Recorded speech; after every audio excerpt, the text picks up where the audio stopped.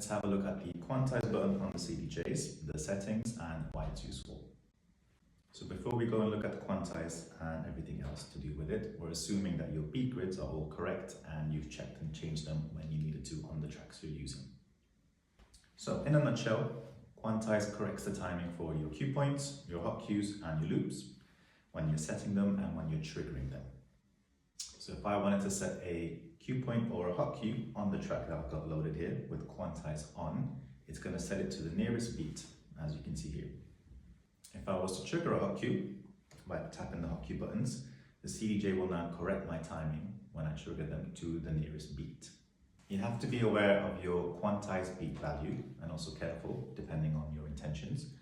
And usually, by default, the Quantize beat value is set to 1 beat on the CDJs, but you can change it and check it by going to the shortcut menu or the utility menu on the CDJs. So a beat value of 1 beat means that when I trigger my hot cues, it's correcting it to the nearest whole beat. Even if I was to tap faster than 1 beat, it would only jump 1 beat at a time. If I lower my beat value to less than 1 beat, that means I can trigger my hot cues more often or faster than 1 beat.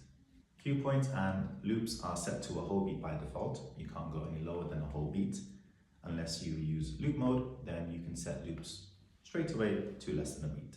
But that's not possible when you're using manual loops or the auto loop buttons, such as the 4-8 beat button on the CDJ.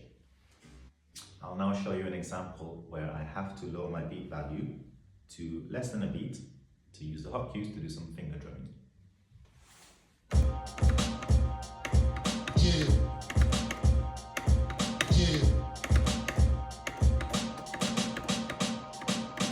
I know heartbreaks, setbacks.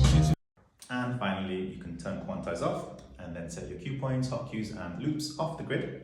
But just make sure that your timing is perfect when you're actually triggering them.